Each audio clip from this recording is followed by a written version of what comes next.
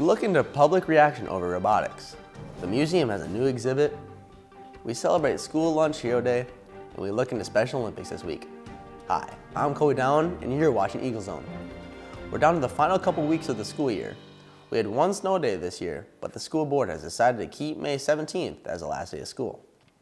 And this final stretch has been a busy one for staff and students.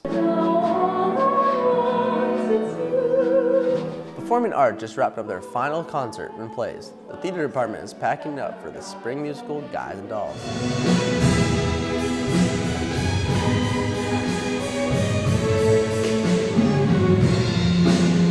And choir, band, and orchestra students joined forces for the Pops concert this week.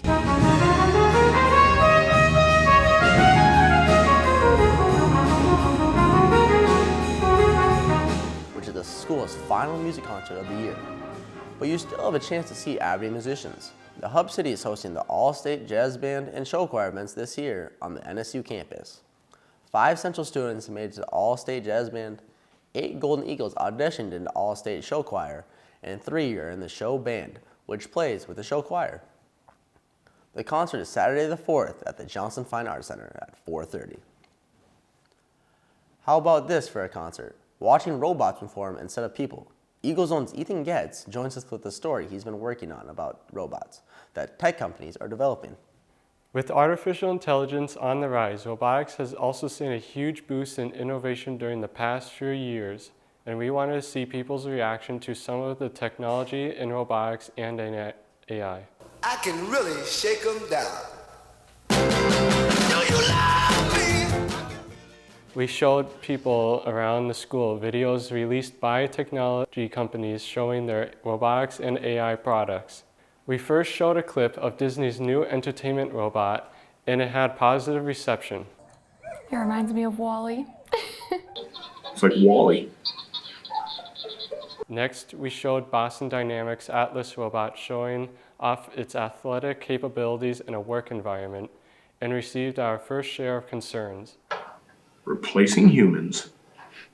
I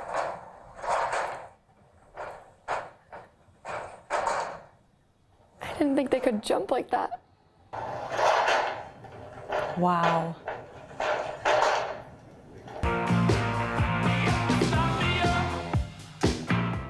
After that, we showed another Boston Dynamics robot mimicking a music video, a job as of now. Our viewers don't expect robots to be taken over. It's funny, but I don't know if I'd go to a concert for with animals or dogs, with robots performing it. Hey, Figure One, what do you see right now? I see a red apple on a plate in the center of the table, a drying rack with cups and a plate, and you standing nearby with your hand on the table. This next one got people's attention. It showed a real person having a conversation with a robot powered by artificial intelligence. It's a video released by tech company Figure One. That's creepy. So I gave you the apple because it's the only edible item I could provide you with from the table. Multitasking. And at what point do these things take over and start killing us and they just rule the world? You've seen Terminator, artificial intelligence. Come on. Cool, but a little scary. Seeing AI in action can be concerning to some, but it would also be concerning if we stopped developing it in the US. We talked with Senator Mike Rounds about this topic earlier this year. He said our enemies are developing the technology, so we need to have it on our side for protection. It is technology that is quickly being developed. As I was recording this segment, Boston Dynamics had already replaced the robot with a new model that has more features than the previous one. We don't often take time on Eagle Zone to share with the seniors going to college, but we have another one heading to Ivy League this year. Senior Reagan Blackburn received her acceptance letter from Dartmouth. Reagan is part of the debate team and president of the National Honor Society. She will be taking her talents to the school in Hanover, New Hampshire. We wish you the best of luck, Reagan. The school is recognizing its retirees this week. The entire school district is honoring retirees with an open house on Wednesday, May 1st from 6:30 to 8 in the CHS Commons. The event is open to the public. Retirees include teachers, buildings and ground workers, and other staff who invested a lot of years to education in Aberdeen. You may have had those childhood memories hanging out and checking out the exhibits at the Dakota Prairie Museum. Now the museum has a new look for kids with an interactive exhibit. Eagle Zone's Preston Brake takes us for a look. Preston? Thanks, Colby. There's been changes at the Dakota Prairie Museum. We all got used to the covered wagon exhibit for kids. Now it's been replaced by a one-room schoolhouse exhibit. Kids can get a feel for what school was like for kids on the prairie 100 or more years ago. This exhibit concentrates on the early 1900s and particularly rural Dakota. And so not so much the towns or the town schools, but more that rural school, farm life, the experience that kids had growing up on the farm, doing their chores, getting up in the morning and walking to school. And the joke is you walked to school uphill both ways. This exhibit took more time and more money than expected to complete, but it's one that will be in place for a decade or more. That extra time and that extra cost will be divided amongst all those years that we're going to be able to enjoy this exhibit. We were hoping that we could open it last fall, and actually we didn't open it until just after the new year in February. So it was a bit of a delay on that, but we had a lot of construction going on, and our old building has her own personality. And this exhibit has character of its own. You can get a glimpse of school desks, books, even an outhouse with information about toilet paper throughout history. That together with other examples from the time period. We want people to enjoy and learn about history, and for kids a lot of the times that means also allowing them to experience it through hands-on play and imaginative activities, and here they can pretend that they've gone back in time. So it's absolutely perfect. Yeah, we love it, and they do too. The Dakota Prairie Museum is free and open to the public Tuesday through Saturday. It also has summer camps and activities. You can find details on their website, dakotaprairiemuseum.com.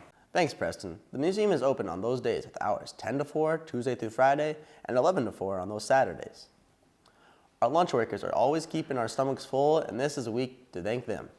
Friday, May 3rd is National Lunch Hero Day.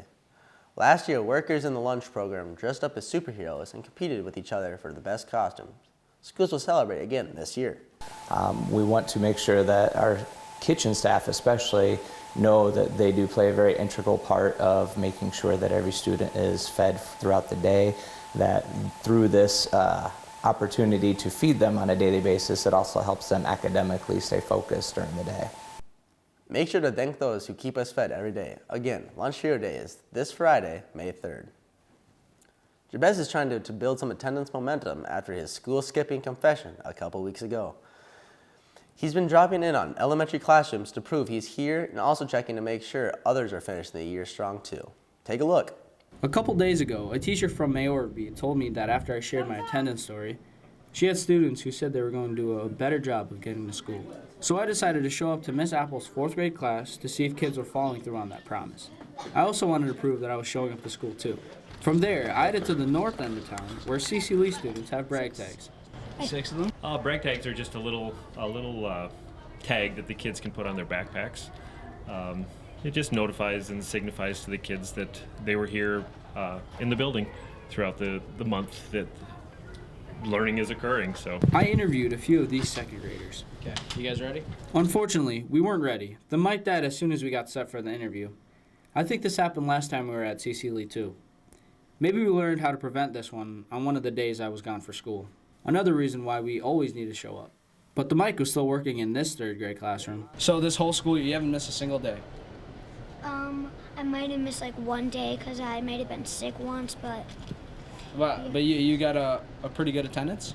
Good job. I have 6. 6 of them? Yeah, I'm pretty sure 7 or 6. Nice. Good job. Keep going to school. Look at the GDL right here. Look at that. That's all real diamonds. This is what happens when you show up to school, kids. You get diamonds. If you couldn't tell, I'm having fun with this. So I'm showing up to school every day. And you better show up too, because I might come to your classroom next. Nice job with attendance this week. We'll be right back after this message created by Jason Lopez Martinez.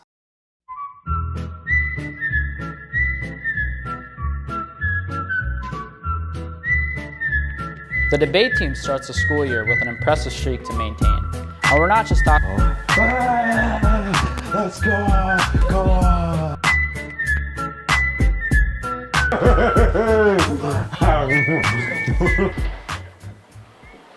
Guys!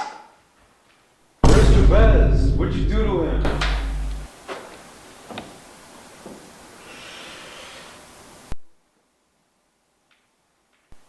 Is he ever coming back?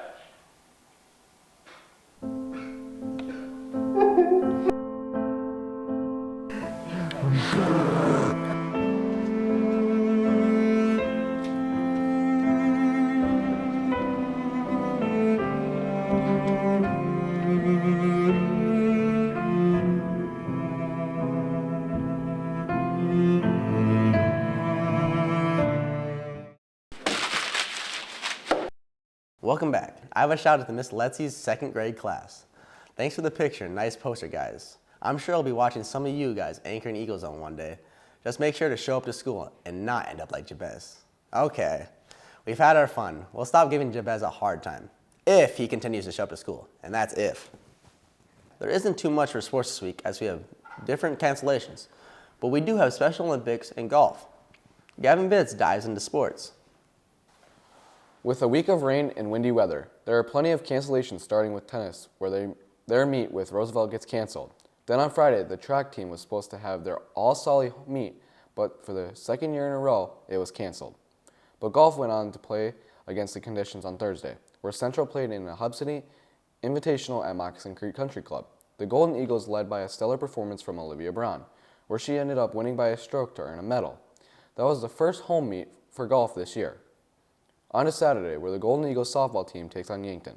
They start the game off slow, where they are down 10-2 going into the fourth inning, where they started a rally, but the rally ended just short. The Eagles lost this game 13-6. On Monday, the tennis team was supposed to have a home event at NSU, but the wet conditions kept them from starting. Moving on to track, oh wait, that was canceled too. Tuesday, the track team was supposed to head up to Eureka. A lot of cancellations can be a struggle for track athletes, as they are all trying to get time so they can qualify for state. The Special Olympics team is a topic we have discussed here on this show, with bowling, swimming, basketball, and track. But more than that is coming soon. Eagle Zone's Connor Austin discusses a new change with another sport being added. Connor? Special Olympics team is introducing some changes. The team is adding soccer to the list of sports. Our own Ethan Stockard is going to play. So soccer's gonna be probably good. It's good. Peggy Hillman has been the coach for 5 years. So I was introduced to Special Olympics from a friend, and then I started volunteering at practices, so I just kind of showed up to help out whenever I could, and then from there it just kind of struck my interest, and I really enjoyed being around the athletes and watching the sports. So from there I moved up to the assistant coach and then head coach. Special Olympics has bowling, soccer, basketball, swimming, and track and field for the Eagles to compete in. We've been practicing a lot and get better. One of the biggest skills that we like to teach our athletes is independence. We also want them to feel important and as a part of the team. Anyone 8 years or older can do Special Olympics, but you have to be in middle school to try for travel for overnight trips. Thanks, Connor. We'll be sure to cover highlights of Special Olympics soccer on future shows. Back to you, Colby. Thanks, Gavin. Now on to our staff spotlight. This week on Eagle Zone, Bren Engelken got to know our very own principal, Jason Uttermark. The Central High School principal has been a part of the education system for the last 40 years. He wanted to work with young kids and coach track, so he decided to become a teacher and then later a principal. He's been a principal at Central High School for the last 20 years. Colby, some of his hobbies include traveling, chess, spending time with family, and landscaping, and sports. He has been a Vikings and a self-proclaimed football superfan for his entire life. I wonder how many Vikings Super Bowl losses he has seen. I have seen all of their Super Bowl losses except one. So the first one that they lost a little bit before my time, but I got to see the other ones, unfortunately. They ask you how you are, you just have to say that you're fine. He recently went on a trip to Antarctica. His goal is to visit all 7 continents in his life, and his next one is in a year from now. I'm going to go to Africa. It's one of the 2 that I have left. And I would like to, in the planning stages, to go to the top of Mount Kilimanjaro. One of my bucket list items is to climb the highest peak on a continent. And Mount Kilimanjaro is doable. So I'm going to go to Africa and hopefully go up to the top of Kilimanjaro and make it to the top, back down, and then maybe spend a couple of days on safari and head back. He could not pinpoint the funniest thing that a student has said, but he could pinpoint an answer to a much anticipated question. Who's your favorite student? Well, Braden Engelking. Hey, there we go. We finally got one. Yeah, to confess. Well, up until last year, my daughter went to school here, so I would have had to pick my daughter before that. So Sophia Udemark would have been my other choice, but she's graduated, so now Braden, the honor's yours. That's all for this episode of Eagle Zone. You can watch our stories whenever you want by scrolling down the Eagle Zone section of the school district website. That's aberdeen.k12.sd.us. We leave you this week with video from the spring musical with Eagle Zone. I'm Gavin Bitts. And I'm Cody Dowling. See you next week.